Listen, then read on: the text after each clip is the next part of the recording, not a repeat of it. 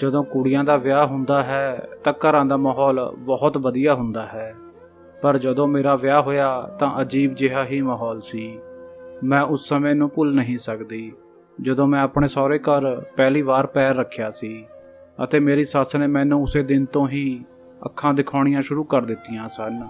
ਉਸਨੇ ਸਾਰੀ ਕੁੜੀਆਂ ਨੂੰ ਇੱਕ ਪਾਸੇ ਕੀਤਾ ਅਤੇ ਮੇਰਾ ਹੱਥ ਫੜ ਕੇ ਬੋਲੀ, ਤੁਸੀਂ ਹੁਣ ਇਹ ਭੀੜ ਖਤਮ ਕਰੋ ਅਤੇ ਮੈਂ ਇਸ ਨੂੰ ਆਪਣੇ ਕਮਰੇ ਵਿੱਚ ਲੈ ਕੇ ਜਾ ਰਹੀ ਹਾਂ। ਇਹ ਸੁਣ ਕੇ ਮੈਂ ਹੈਰਾਨ ਹੋ ਗਈ, ਕਿਉਂਕਿ ਨਵੀਂ ਵਹੁਟੀ ਨੂੰ ਸੱਸ ਦੇ ਕਮਰੇ ਵਿੱਚ ਨਹੀਂ ਬਲਕਿ ਉਸਦੇ ਪਤੀ ਦੇ ਕਮਰੇ ਵਿੱਚ ਲਿਜਾਇਆ ਜਾਂਦਾ ਹੈ। ਮੇਰੀ ਸੱਸ ਨੇ ਮੇਰਾ ਹੱਥ ਫੜਿਆ ਅਤੇ ਮੈਨੂੰ ਆਪਣੇ ਕਮਰੇ ਵਿੱਚ ਲਿਜਾ ਕੇ ਬਿਠਾ ਦਿੱਤਾ। ਉਹਨਾਂ ਦਾ ਸਾਹ ਫੁੱਲ ਰਿਹਾ ਸੀ। ਉਹਨਾਂ ਨੇ ਤੁਰੰਤ ਦਰਵਾਜ਼ੇ ਦਾ ਕੁੰਡਾ ਲਗਾ ਦਿੱਤਾ ਅਤੇ ਮੈਨੂੰ ਝਿੜਕਦੇ ਹੋਏ ਕਹਿਣ ਲੱਗੀ, ਹੁਣ ਸਾਰੀਆਂ ਫालतू ਦੀਆਂ ਗੱਲਾਂ ਬੰਦ ਕਰ ਅਤੇ ਮੇਰੀ ਗੱਲ ਧਿਆਨ ਨਾਲ ਸੁਣ। ਖਬਰਦਾਰ ਜੇ ਤੂੰ ਮੇਰੀ ਕੋਈ ਗੱਲ ਨਹੀਂ ਮੰਨੀ। ਮੈਂ ਬਹੁਤ ਸਖਤ ਔਰਤ ਹਾਂ। ਅੱਜ ਤੱਕ ਜਿਸਨੇ ਵੀ ਮੇਰੀ ਗੱਲ ਮੰਨੀ ਹੈ ਉਹ ਫਾਇਦੇ ਵਿੱਚ ਹੀ ਰਿਹਾ ਹੈ, ਨਹੀਂ ਤਾਂ ਤੇਰੇ ਨਾਲ ਵੀ ਉਹੀ ਹੋਵੇਗਾ ਜੋ। ਇਹ ਕਹਿੰਦੇ ਕਹਿੰਦੇ ਉਹ ਚੁੱਪ ਹੋ ਗਈ। ਮੈਂ ਬਹੁਤ ਹੈਰਾਨ ਸੀ ਕਿ ਉਹ ਇਸ ਤਰ੍ਹਾਂ ਕਿਉਂ ਕਰ ਰਹੀ ਹੈ। ਉਸੇ ਵੇਲੇ ਕਿਸੇ ਨੇ ਬਾਹਰ ਤੋਂ ਦਰਵਾਜ਼ਾ ਖੜਕਾਇਆ ਤੇ ਮੇਰੀ ਸੱਸ ਨੇ ਤੁਰੰਤ ਦਰਵਾਜ਼ਾ ਖੋਲ੍ਹ ਦਿੱਤਾ। ਬਾਹਰ ਮੇਰਾ ਪਤੀ ਖੜਾ ਸੀ। ਉਸਨੇ ਕਿਹਾ, ਮੰਮੀ ਤੁਸੀਂ ਦੀਪਾਲੀ ਨੂੰ ਇੱਥੇ ਕਿਉਂ ਲੈ ਕੇ ਆਏ ਹੋ? ਮੇਰੇ ਪਤੀ ਦੇ ਚਿਹਰੇ ਤੇ ਚਿੰਤਾ ਸਾਫ਼ ਝਲਕ ਰਹੀ ਸੀ। ਮੇਰੀ ਸੱਸ ਨੇ ਉਸਦੇ ਸਿਰ ਤੇ ਹਲਕਾ ਜਿਹਾ ਮਾਰਦੇ ਹੋਏ ਕਿਹਾ, ਤੈਨੂੰ ਹੁਣੇ ਤੋਂ ਆਪਣੀ ਪਤਨੀ ਦੀ ਫਿਕਰ ਹੋ ਗਈ ਹੈ। ਥੋੜਾ ਜਿਹਾ ਖਿਆਲ ਆਪਣੀ ਮਾਂ ਦਾ ਵੀ ਕਰ ਲੈ। ਜੇਕਰ ਮੈਂ ਇਸ ਨੂੰ ਇੱਥੇ ਲੈ ਕੇ ਆਈ ਹਾਂ ਤਾਂ ਕੋਈ ਨਾ ਕੋਈ ਕਾਰਨ ਤਾਂ ਹੋਵੇਗਾ ਹੀ ਨਾ। ਮੈਨੂੰ ਬਿਨਾਂ ਵਜ੍ਹਾ ਤੇਰੀ ਜ਼ਿੰਦਗੀ ਖਰਾਬ ਕਰਨ ਦਾ ਕੋਈ ਸ਼ੌਂਕ ਤਾਂ ਨਹੀਂ ਹੈ। ਤੇਰੀ ਘਰਵਾਲੀ ਨੂੰ ਇੱਥੇ ਬਿਠਾ ਕੇ ਕੁਝ ਸਮਝਾਉਣਾ ਸੀ। ਇਹ ਗੱਲ ਸੁਣ ਕੇ ਮੇਰੇ ਪਤੀ ਨੇ ਕਿਹਾ, ਠੀਕ ਹੈ ਮੰਮੀ, ਜੇਕਰ ਤੁਸੀਂ ਇਸ ਨੂੰ ਸਮਝਾ ਲਿਆ ਹੋਵੇ ਤਾਂ ਇਸ ਨੂੰ ਮੇਰੇ ਕਮਰੇ ਵਿੱਚ ਭੇਜ ਦਿਓ। ਅੱਜ ਮੇਰੇ ਵਿਆਹ ਦਾ ਪਹਿਲਾ ਦਿਨ ਹੈ ਅਤੇ ਤੁਸੀਂ ਉਹੀ ਪੁਰਾਣੀਆਂ ਗੱਲਾਂ ਲੈ ਕੇ ਬੈਠੇ ਹੋ। ਮੇਰੀ ਸੱਸ ਕਹਿਣ ਲੱਗੀ, ਹਾਂ ਮੈਂ ਦੇਖ ਲਿਆ ਹੈ। ਆਪਣੀ ਪਤਨੀ ਨੂੰ ਦੇਖਦੇ ਹੀ ਤੇਰਾ ਰੰਗ ਢੰਗ ਬਦਲ ਗਿਆ ਹੈ। ਪਰ ਇਹ ਗੱਲ ਵੀ ਨਾ ਭੁੱਲ ਕਿ ਮੈਂ ਤੇਰੀ ਮਾਂ ਹਾਂ। ਮੈਂ ਤੈਨੂੰ ਪਾਲ ਪੋਸ ਕੇ ਵੱਡਾ ਕੀਤਾ ਹੈ। ਖਬਰਦਾਰ ਜੇ ਮੇਰੇ ਸਾਹਮਣੇ ਜ਼ੁਬਾਨ ਚਲਾਈ। ਅਤੇ ਹਾਂ, ਤੈਨੂੰ ਨਹੀਂ ਪਤਾ ਮੈਂ ਇਸ ਨੂੰ ਇੱਥੇ ਕਿਉਂ ਲੈ ਕੇ ਆਈ ਹਾਂ, ਇਸ ਲਈ ਚੁੱਪ ਹੀ ਰਹਿ। ਮੈਨੂੰ ਲੱਗਦਾ ਹੈ ਕਿ ਸ਼ਾਇਦ ਤੂੰ ਭੁੱਲ ਗਿਆ ਹੈ ਕਿ ਆਪਣੇ ਭਾਈਆਂ ਦੀ ਤਰ੍ਹਾਂ ਤੂੰ ਵੀ ਮੇਰਾ ਮੁਹਤਾਜ ਹੈ। ਇਹ ਸੁਣਦੇ ਹੀ ਮੇਰੇ ਪਤੀ ਨੇ ਕਿਹਾ, ਹਾਂਜੀ ਮੈਨੂੰ ਸਭ ਯਾਦ ਹੈ, ਅਤੇ ਉਸਨੇ ਸਿਰ ਝੁਕਾ ਲਿਆ। ਮੈਨੂੰ ਬਹੁਤ ਹੈਰਾਨੀ ਹੋਈ ਕਿ ਆਖਰ ਮੇਰੀ ਸੱਸ ਕੋਲ ਮੇਰੇ ਪਤੀ ਦੀ ਅਜਿਹੀ ਕਿਹੜੀ ਕਮਜ਼ੋਰੀ ਹੈ ਕਿ ਇੱਕਦਮ ਉਸਦਾ ਗੁੱਸਾ ਪਾਣੀ ਦੀ ਤਰ੍ਹਾਂ ਠੰਡਾ ਹੋ ਗਿਆ। ਮੇਰੀ ਸੱਸ ਨੇ ਮੈਨੂੰ ਉੱਥੋਂ ਜਾਣ ਲਈ ਕਹਿ ਦਿੱਤਾ। ਮੇਰੇ ਪਤੀ ਨੇ ਮੈਨੂੰ ਪਿਆਰ ਭਰੀਆਂ ਨਜ਼ਰਾਂ ਨਾਲ ਦੇਖਿਆ ਅਤੇ ਮੇਰਾ ਹੱਥ ਫੜ ਕੇ ਮੈਨੂੰ ਆਪਣੇ ਕਮਰੇ ਵਿੱਚ ਲੈ ਆਏ। ਇੱਥੇ ਆ ਕੇ ਉਹਨਾਂ ਨੇ ਮੈਨੂੰ ਇੱਕ ਅਨੋਖੀ ਗੱਲ ਦੱਸੀ। ਉਹਨਾਂ ਨੇ ਕਿਹਾ, ਅੱਜ ਤੱਕ ਅਜਿਹਾ ਕਦੇ ਨਹੀਂ ਹੋਇਆ ਹੋਵੇਗਾ ਕਿ ਪਤੀ ਵਿਆਹ ਦੀ ਪਹਿਲੀ ਰਾਤ ਹੀ ਆਪਣੀ ਪਤਨੀ ਦੇ ਸਾਹਮਣੇ ਆਪਣੀ ਮਾਂ ਦੇ ਖਿਲਾਫ ਗੱਲਾਂ ਕਰੇ ਅਤੇ ਉਸ ਨੂੰ ਇਹ ਕਹੇ ਕਿ ਤੂੰ ਮੇਰੀ ਮਾਂ ਤੋਂ ਦੂਰ ਰਹੀਂ। ਮੇਰੇ ਪਤੀ ਨੇ ਮੈਨੂੰ ਕਿਹਾ, ਦੇਖ ਦੀਪਾਲੀ, ਤੂੰ ਬਹੁਤ ਖੂਬਸੂਰਤ, ਮਾਸੂਮ, ਨੇਕ ਅਤੇ ਸ਼ਰੀਫ ਕੁੜੀ ਹੈ। ਮੈਂ ਤੇਰੇ ਤੋਂ ਕੁਝ ਨਹੀਂ ਲੁਕਾਵਾਂਗਾ। ਦਰਅਸਲ ਸਾਡੇ ਘਰ ਵਿੱਚ ਜਿੰਨੇ ਵੀ ਲੋਕ ਹਨ ਉਹ ਸਭ ਮੰਮੀ ਦੇ ਮੁਹਤਾਜ ਹਨ ਅਤੇ ਇਸ ਦਾ ਕਾਰਨ ਵੀ ਮੈਂ ਤੈਨੂੰ ਦੱਸਾਂਗਾ। ਪਰ ਹਾਲੇ ਜ਼ਰੂਰੀ ਗੱਲ ਇਹ ਹੈ ਕਿ ਤੂੰ ਮੇਰੀ ਮੰਮੀ ਦੇ ਕਹਿਣ ਤੇ ਕੋਈ ਵੀ ਕੰਮ ਨਹੀਂ ਕਰਨਾ, ਸਿਵਾਏ ਉਹਨਾਂ ਦੀ ਇੱਜ਼ਤ ਕਰਨ ਦੇ। ਹੋਰ ਉਹਨਾਂ ਦੀ ਕੋਈ ਵੀ ਗੱਲ ਮੰਨਣ ਦੀ ਜ਼ਰੂਰਤ ਨਹੀਂ ਹੈ। ਉਹਨਾਂ ਨੇ ਆਪਣੀ ਹਰ ਬਹੂ ਨੂੰ ਕਾਬੂ ਵਿੱਚ ਕਰਕੇ ਰੱਖਿਆ ਹੈ। ਮੈਨੂੰ ਬਹੁਤ ਖੁਸ਼ੀ ਹੋਵੇਗੀ ਜੇਕਰ ਤੂੰ ਇੱਕ ਆਜ਼ਾਦ ਜ਼ਿੰਦਗੀ ਗੁਜ਼ਾਰੇਂਗੀ। ਮੈਂ ਇਹ ਸਾਰੀਆਂ ਗੱਲਾਂ ਸੁਣ ਕੇ ਚੁੱਪ ਹੋ ਗਈ, ਕਿਉਂਕਿ ਮੈਨੂੰ ਆਪਣੇ ਪਤੀ ਦਾ ਅੰਦਾਜ਼ਾ ਨਹੀਂ ਸੀ। ਹੋ ਸਕਦਾ ਹੈ ਉਹ ਮੈਨੂੰ ਅਜ਼ਮਾ ਰਿਹਾ ਹੋਵੇ ਕਿ ਮੈਂ ਉਹਨਾਂ ਦੀ ਮਾਂ ਦੇ ਬਾਰੇ ਵਿੱਚ ਕੀ ਸੋਚ ਰੱਖਦੀ ਹਾਂ। ਇਸ ਲਈ ਮੈਂ ਕੁਝ ਨਹੀਂ ਕਿਹਾ ਅਤੇ ਹਾਂਜੀ ਕਹਿ ਕੇ ਸਿਰ ਝੁਕਾ ਲਿਆ। ਫਿਰ ਅਸੀਂ ਆਪਣੀਆਂ ਗੱਲਾਂ ਵਿੱਚ ਮਗਨ ਹੋ ਗਏ। ਅਗਲੇ ਦਿਨ ਇੱਕ ਅਜੀਬ ਕਿੱਸਾ ਹੋਇਆ। ਸਵੇਰੇ ਉੱਠਦੇ ਹੀ ਮੇਰੀ ਸੱਸ ਨੇ ਸਾਡੇ ਕਮਰੇ ਦੀ ਕੁੰਡੀ ਖੜਕਾਉਣੀ ਸ਼ੁਰੂ ਕਰ ਦਿੱਤੀ। ਮੈਂ ਦਰਵਾਜ਼ਾ ਖੋਲ੍ਹਿਆ ਤਾਂ ਉਹਨਾਂ ਨੇ ਮੈਨੂੰ ਕਿਹਾ, ਬਾਹਰ ਆ ਜਾ। ਮੇਰਾ ਪਤੀ ਉਸ ਵੇਲੇ ਸੌਂ ਰਿਹਾ ਸੀ, ਨਹੀਂ ਤਾਂ ਉਹ ਉੱਠ ਕੇ ਮੈਨੂੰ ਕੁਝ ਤਾਂ ਕਹਿੰਦਾ ਕਿ ਮੈਂ ਮੰਮੀ ਦੇ ਨਾਲ ਜਾਵਾਂ ਜਾਂ ਨਾ ਜਾਵਾਂ। ਇਸ ਲਈ ਮਜਬੂਰੀ ਵਿੱਚ ਮੈਨੂੰ ਆਪਣੀ ਸੱਸ ਦੇ ਨਾਲ ਕਮਰੇ ਤੋਂ ਬਾਹਰ ਆਉਣਾ ਪਿਆ। ਮੈਨੂੰ ਦੇਖਦੇ ਹੀ ਉਹ ਪੁੱਛਣ ਲੱਗੀ, ਰਾਤ ਨੂੰ ਚੰਗੀ ਤਰ੍ਹਾਂ ਨੀਂਦ ਆ ਗਈ ਸੀ ਜਾਂ ਨਹੀਂ? ਮੈਂ ਕਿਹਾ, ਹਾਂਜੀ ਆ ਗਈ ਸੀ। ਤਾਂ ਉਹ ਇੱਧਰ ਉੱਧਰ ਵੇਖ ਕੇ ਕਹਿਣ ਲੱਗੀ, ਮੈਂ ਤੈਨੂੰ ਕਿਤੇ ਲੈ ਕੇ ਜਾਣਾ ਹੈ। ਤਾਂ ਮੈਂ ਹੈਰਾਨ ਹੁੰਦੇ ਹੋਏ ਪੁੱਛਿਆ, ਮੰਮੀ ਜੀ ਇੰਨੀ ਸਵੇਰੇ ਸਵੇਰੇ ਕਿੱਥੇ ਜਾਣਾ ਹੈ? ਮੈਨੂੰ ਆਪਣੇ ਪਤੀ ਦੀ ਗੱਲ ਯਾਦ ਆ ਗਈ ਸੀ, ਜਿਸ ਨੇ ਮੈਨੂੰ ਕਿਹਾ ਸੀ ਕਿ ਮੰਮੀ ਦੇ ਕਹਿਣ 'ਤੇ ਕੋਈ ਕੰਮ ਨਹੀਂ ਕਰਨਾ। ਤਾਂ ਮੇਰੀ ਸੱਸ ਕਹਿਣ ਲੱਗੀ, ਮੈਂ ਤੈਨੂੰ ਆਪਣੇ ਖਾਸ ਗਹਿਣੇ ਦੇਣਾ ਚਾਹੁੰਦੀ ਹਾਂ। ਇਹ ਘਰ ਇੰਨਾ ਵੱਡਾ ਨਹੀਂ ਹੈ, ਛੋਟਾ ਜਿਹਾ ਘਰ ਹੈ। ਇੱਥੇ ਜੋ ਵੀ ਗੱਲ ਹੁੰਦੀ ਹੈ ਸਭ ਨੂੰ ਤੁਰੰਤ ਪਤਾ ਲੱਗ ਜਾਂਦੀ ਹੈ। ਤੈਨੂੰ ਤਾਂ ਪਤਾ ਹੀ ਹੈ, ਤੇਰੇ ਇਲਾਵਾ ਇਸ ਘਰ ਵਿੱਚ 2 ਬਹੂਆਂ ਹੋਰ ਹਨ, ਪਰ ਤੂੰ ਸਭ ਤੋਂ ਛੋਟੀ ਹੈ। ਇਸ ਲਈ ਮੈਂ ਗਹਿਣੇ ਤੈਨੂੰ ਦੇਣਾ ਚਾਹੁੰਦੀ ਹਾਂ।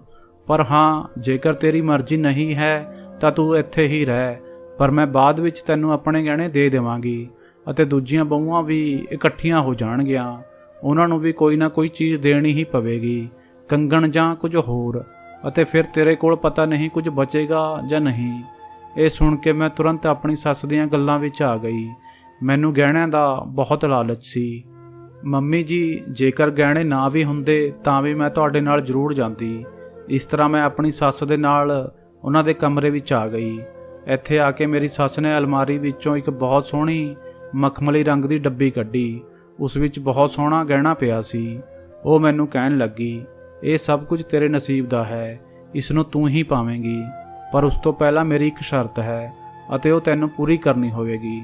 ਇਹ ਸੁਣ ਕੇ ਮੈਂ ਆਪਣੀ ਸੱਸ ਵੱਲ ਵੇਖਿਆ ਤਾਂ ਉਹ ਕਹਿਣ ਲੱਗੀ, ਮੈਂ ਤੈਨੂੰ ਇੱਕ ਨਹਿਰ 'ਤੇ ਲੈ ਕੇ ਜਾਵਾਂਗੀ ਅਤੇ ਉੱਥੇ ਜਾ ਕੇ ਤੈਨੂੰ ਨਹਾਉਣਾ ਹੋਵੇਗਾ। ਉੱਥੇ ਨਹਾ ਕੇ ਤੂੰ ਪਵਿੱਤਰ ਹੋ ਜਾਵੇਂਗੀ, ਕਿਉਂਕਿ ਇਹ ਗਹਿਣਾ ਸਾਡੇ ਬਜ਼ੁਰਗਾਂ ਦਾ ਹੈ। ਇਸ ਨੂੰ ਤੂੰ ਇੰਜ ਹੀ ਨਹੀਂ ਪਾ ਸਕਦੀ। ਇਸ ਨੂੰ ਪਾਉਣ ਲਈ ਤੈਨੂੰ ਪਵਿੱਤਰ ਹੋਣਾ ਪਵੇਗਾ। ਤੈਨੂੰ ਉਸ ਪਾਣੀ ਨਾਲ ਨਹਾਉਣਾ ਹੋਵੇਗਾ ਜੋ ਮੈਂ ਤੈਨੂੰ ਦੇਵਾਂਗੀ। ਮੈਂ ਆਪਣੀ ਸੱਸ ਦੀ ਗੱਲ ਸੁਣ ਕੇ ਚੁੱਪ ਹੋ ਗਈ। ਮੈਨੂੰ ਪਤਾ ਸੀ ਕਿ ਉਹ ਮੇਰੇ ਤੋਂ ਆਪਣਾ ਕੋਈ ਨਾ ਕੋਈ ਕੰਮ ਕਰਵਾਉਣਾ ਚਾਹੁੰਦੀ ਹੈ, ਪਰ ਮੈਂ ਉਹਨਾਂ ਨੂੰ ਕਿਹਾ, ਠੀਕ ਹੈ, ਤੁਸੀਂ ਮੈਨੂੰ ਜਿੱਥੇ ਕਹੋਗੇ ਮੈਂ ਉੱਥੇ ਨਹਾਵਾਂਗੀ। ਤਾਂ ਉਹ ਕਹਿਣ ਲੱਗੀ, ਤੈਨੂੰ ਮੇਰੇ ਨਾਲ ਨਹਿਰ 'ਤੇ ਚੱਲਣਾ ਪਵੇਗਾ। ਮੈਂ ਕਿਹਾ, ਪਰ ਇੱਥੇ ਨੇੜੇ ਤੇੜੇ ਤਾਂ ਕੋਈ ਨਹਿਰ ਵੀ ਨਹੀਂ ਹੈ। ਤਾਂ ਉਹ ਕਹਿਣ ਲੱਗੀ, ਇੱਥੋਂ ਅੱਧੇ ਘੰਟੇ ਦੀ ਦੂਰੀ 'ਤੇ ਹੈ, ਤੂੰ ਮੇਰੇ ਨਾਲ ਚੱਲ। ਮੇਰੀ ਸੱਸ ਨੇ ਤੁਰੰਤ ਆਪਣੇ ਉਸ ਡਰਾਈਵਰ ਨੂੰ ਬੁਲਾਇਆ ਜੋ ਅਕਸਰ ਉਹਨਾਂ ਦੇ ਨਾਲ ਜਾਂਦਾ ਹੋਵੇਗਾ। ਮੇਰੀ ਸੱਸ ਨੇ ਮੈਨੂੰ ਗੱਡੀ ਵਿੱਚ ਬਿਠਾਇਆ ਅਤੇ ਅਸੀਂ ਸ਼ਹਿਰ ਤੋਂ ਕੁਝ ਦੂਰ ਨਹਿਰ 'ਤੇ ਚਲੇ ਗਏ। ਇਹ ਨਹਿਰ ਬਹੁਤ ਵੱਡੀ ਸੀ। ਇਸ ਦਾ ਪਾਣੀ ਬਹੁਤ ਠੰਡਾ ਸੀ। ਮੈਂ ਦੇਖਿਆ ਕਿ ਉੱਥੇ ਪਹਿਲਾਂ ਤੋਂ ਹੀ ਇੱਕ ਔਰਤ ਬੈਠੀ ਹੋਈ ਸੀ। ਮੇਰੀ ਸੱਸ ਨੇ ਉਸ ਨੂੰ ਇਸ਼ਾਰਾ ਕੀਤਾ ਅਤੇ ਉਸ ਔਰਤ ਨੇ ਮੈਨੂੰ ਪੱਥਰ ਵਾਲੀ ਇੱਕ ਜਗ੍ਹਾ ਦਿਖਾਈ ਜੋ ਇੱਕ ਬਾਥਰੂਮ ਵਰਗੀ ਸੀ। ਉਸ ਦੇ ਚਾਰੇ ਪਾਸੇ ਕਾਲੇ ਪਰਦੇ ਲੱਗੇ ਹੋਏ ਸਨ, ਜਿਸ ਨਾਲ ਇੱਥੇ ਕੱਪੜੇ ਬਦਲਣ ਵਿੱਚ ਕੋਈ ਪਰੇਸ਼ਾਨੀ ਨਹੀਂ ਹੁੰਦੀ ਹੋਵੇਗੀ। ਮੈਂ ਆਪਣੀ ਸੱਸ ਨੂੰ ਪੁੱਛਿਆ ਕਿ ਮੈਨੂੰ ਇੱਥੇ ਕੀ ਕਰਨਾ ਹੋਵੇਗਾ, ਤਾਂ ਉਹਨਾਂ ਨੇ ਕਿਹਾ, ਬਸ ਤੂੰ ਇਸ ਰਸਤੇ ਤੋਂ ਜਾ ਕੇ ਉੱਥੇ ਬੈਠ ਕੇ ਨਹਾ ਲੈ। ਗਰਮੀਆਂ ਦੇ ਦਿਨ ਸਨ, ਇਸ ਲਈ ਠੰਡੇ ਪਾਣੀ ਦਾ ਕੋਈ ਮਸਲਾ ਨਹੀਂ ਸੀ। ਪਰ ਜਿਵੇਂ ਹੀ ਮੈਂ ਨਹਾਉਣ ਲੱਗੀ, ਮੈਨੂੰ ਅਜੀਬ ਜਿਹਾ ਮਹਿਸੂਸ ਹੋਇਆ। ਮੇਰੀ ਕਮਰ ਵਿੱਚ ਅਜੀਬ ਜਿਹੀ ਦਰਦ ਦੀ ਲਹਿਰ ਉੱਠੀ। ਮੈਂ ਬਾਹਰ ਆ ਗਈ, ਪਰ ਇਸ ਚੀਜ਼ ਬਾਰੇ ਕਿਸੇ ਨਾਲ ਜ਼ਿਕਰ ਨਹੀਂ ਕੀਤਾ। ਮੇਰੇ ਬਾਹਰ ਆਉਣ 'ਤੇ ਮੇਰੀ ਸੱਸ ਨੇ ਮੈਨੂੰ ਜੋ ਗੱਲ ਕਹੀ, ਉਸਨੇ ਮੈਨੂੰ ਹੈਰਾਨ ਕਰ ਦਿੱਤਾ। ਉਹਨਾਂ ਦੇ ਨਾਲ ਇੱਕ ਹੋਰ ਔਰਤ ਬੈਠੀ ਸੀ। ਉਸਨੇ ਕਾਲੇ ਰੰਗ ਦੇ ਕੱਪੜੇ ਪਾਏ ਹੋਏ ਸਨ। ਮੇਰੀ ਸੱਸ ਉਸ ਔਰਤ ਵੱਲ ਵੇਖਦੇ ਹੋਏ ਕਹਿਣ ਲੱਗੀ, ਇਸਨੇ ਸਭ ਕੁਝ ਸਹਿਣ ਕਰ ਲਿਆ ਹੈ, ਤੂੰ ਬੇਫਿਕਰ ਹੋ ਜਾ, ਰੱਬ ਤੈਨੂੰ ਔਲਾਦ ਦੇਵੇਗਾ। ਇਹ ਕਹਿ ਕੇ ਮੇਰੀ ਸੱਸ ਨੇ ਉਸ ਔਰਤ ਨੂੰ ਜਾਣ ਦਾ ਇਸ਼ਾਰਾ ਕੀਤਾ। ਉਸ ਔਰਤ ਨੇ ਮੇਰੀ ਸੱਸ ਦੇ ਪੈਰੀਂ ਹੱਥ ਲਾਏ ਅਤੇ ਉੱਥੋਂ ਚਲੀ ਗਈ। ਇਹ ਮੰਜ਼ਰ ਮੈਨੂੰ ਪਰੇਸ਼ਾਨ ਕਰ ਰਿਹਾ ਸੀ। ਮੈਂ ਆਪਣੀ ਸੱਸ ਨੂੰ ਪੁੱਛਿਆ ਕਿ ਇਹ ਸਭ ਕੀ ਹੈ, ਤਾਂ ਉਹ ਕਹਿਣ ਲੱਗੀ, ਇਹ ਤਾਂ ਮੇਰੀ ਜਾਣਨ ਵਾਲੀ ਸੀ। ਚੱਲ ਤੂੰ ਘਰ ਚੱਲ, ਮੈਂ ਤੈਨੂੰ ਆਪਣਾ ਗਹਿਣਾ ਵੀ ਪਵਾਉਣਾ ਹੈ। ਮੈਂ ਖੁਸ਼ੀ-ਖੁਸ਼ੀ ਆਪਣੀ ਸੱਸ ਦੇ ਨਾਲ ਘਰ ਆ ਗਈ। ਘਰ ਆਉਂਦੇ ਹੀ ਉਹ ਕਹਿਣ ਲੱਗੀ, ਹੁਣ ਤੂੰ ਨਾਸ਼ਤਾ ਬਣਾ ਦੇ, ਬਹੁਤ ਦੇਰ ਹੋ ਰਹੀ ਹੈ। ਅਜਿਹਾ ਨਾ ਹੋਵੇ ਕਿ ਸਭ ਨੂੰ ਪਤਾ ਲੱਗ ਜਾਵੇ ਕਿ ਤੂੰ ਮੇਰੇ ਨਾਲ ਗਈ ਸੀ, ਅਤੇ ਆਪਣੇ ਵਾਲ ਵੀ ਸੁਕਾ ਲੈ। ਮੈਂ ਆਪਣੀ ਸੱਸ ਤੋਂ ਲੁਕ ਛਿਪ ਕੇ ਵਾਪਸ ਆਪਣੇ ਕਮਰੇ ਵਿੱਚ ਆ ਗਈ। ਮੈਂ ਆਪਣੇ ਵਾਲ ਨਹੀਂ ਧੋਏ ਸਨ। ਮੈਂ ਬਸ ਇਸੇ ਤਰ੍ਹਾਂ ਹੀ ਨਹਾਈ ਸੀ ਤਾਂ ਜੋ ਮੇਰੀ ਸੱਸ ਨੂੰ ਯਕੀਨ ਹੋ ਜਾਵੇ ਕਿ ਮੈਂ ਉਸ ਠੰਡੇ ਪਾਣੀ ਵਿੱਚ ਨਹਾਈ ਹਾਂ। ਘਰ ਵਾਪਸ ਆ ਕੇ ਮੈਂ ਪੂਜਾ ਕੀਤੀ ਅਤੇ ਫਿਰ ਮੈਂ ਰੱਬ ਦਾ ਧੰਨਵਾਦ ਕੀਤਾ। ਉਸੇ ਵੇਲੇ ਕਿਸੇ ਨੇ ਦਰਵਾਜ਼ਾ ਖੜਕਾਇਆ। ਮੇਰੀ ਜਠਾਣੀ ਨਾਸ਼ਤਾ ਲੈ ਕੇ ਖੜੀ ਸੀ ਅਤੇ ਨਾਲ ਹੀ ਉਹ ਇੱਧਰ ਉੱਧਰ ਵੀ ਵੇਖ ਰਹੀ ਸੀ। ਮੈਨੂੰ ਦੇਖ ਕੇ ਉਹ ਬੋਲੀ, ਦੀਪਾਲੀ, ਮੈਨੂੰ ਤੇਰੇ ਨਾਲ ਇੱਕ ਜ਼ਰੂਰੀ ਗੱਲ ਕਰਨੀ ਹੈ। ਜੇਕਰ ਤੂੰ ਬਾਹਰ ਆ ਜਾਵੇਂਗੀ ਤਾਂ ਚੰਗਾ ਹੋਵੇਗਾ। ਉਸ ਦੀ ਗੱਲ ਸੁਣ ਕੇ ਮੈਨੂੰ ਹੈਰਾਨੀ ਹੋਈ।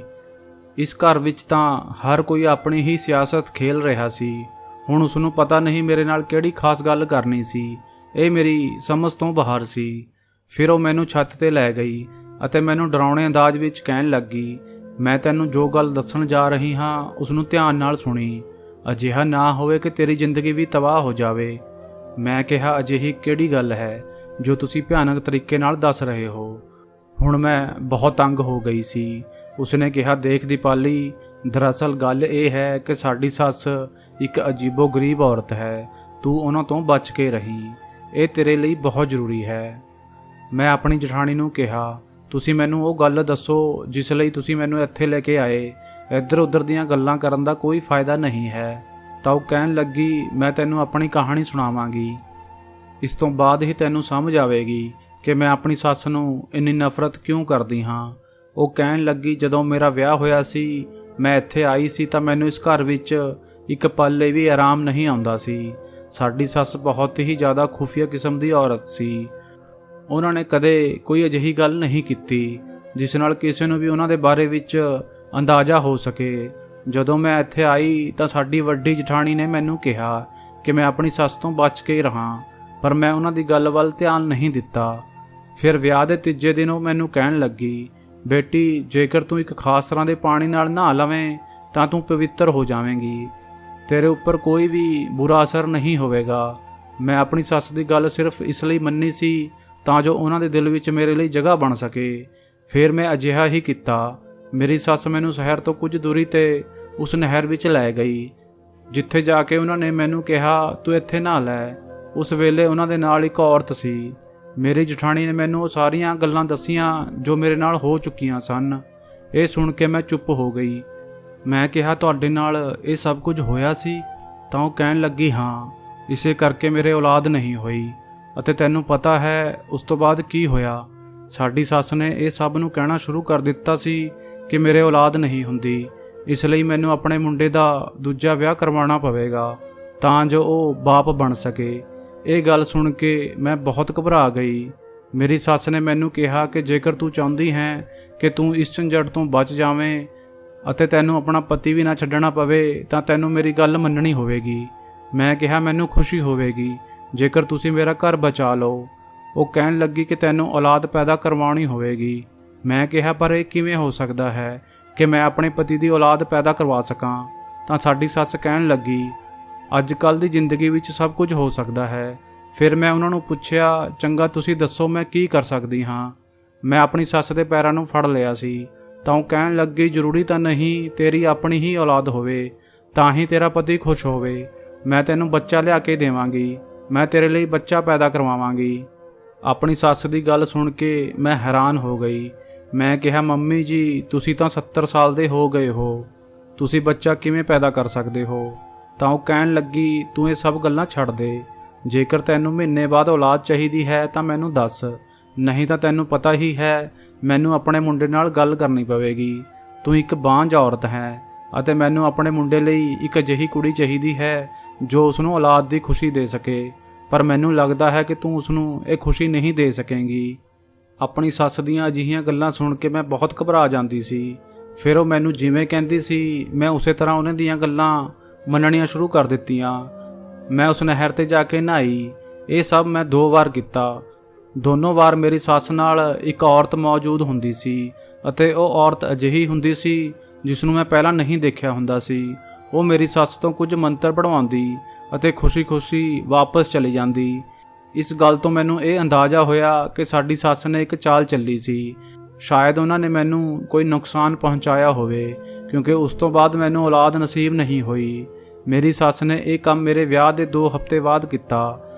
ਹਾਲਾਂਕਿ 2 ਹਫ਼ਤੇ ਬਾਅਦ ਕੋਈ ਵੀ ਔਰਤ ਤੋਂ ਔਲਾਦ ਦੀ ਉਮੀਦ ਨਹੀਂ ਰੱਖਦਾ। ਪੁਰਾਣੇ ਸਮੇਂ ਵਿੱਚ ਜਦੋਂ ਵਿਆਹ ਹੁੰਦੇ ਸਨ ਤਾਂ ਉਸਦੇ 1-2 ਸਾਲ ਬਾਅਦ ਹੀ ਔਲਾਦ ਹੁੰਦੀ ਸੀ, ਪਰ ਸਾਡੀ ਸੱਸ ਨੂੰ ਤਾਂ ਜਰਾ ਵੀ ਸਬਰ ਨਹੀਂ ਹੋ ਰਿਹਾ ਸੀ। ਬਸ ਫਿਰ ਕੀ ਸੀ, ਮੈਂ ਆਪਣੀ ਸੱਸ ਦੇ ਹੱਥਾਂ ਦਾ ਕਢਾਉਣਾ ਬਣਦੀ ਰਹੀ। ਉਹਨਾਂ ਨੇ ਮੈਨੂੰ ਕਿਹਾ ਕਿ ਮੈਂ ਉਹਨਾਂ ਨੂੰ 1 ਲੱਖ ਰੁਪਏ ਲਿਆ ਕੇ ਦੇਵਾਂ ਤਾਂ ਹੀ ਉਹ ਮੇਰੇ ਲਈ ਬੱਚਾ ਪੈਦਾ ਕਰਵਾ ਸਕੇਗੀ।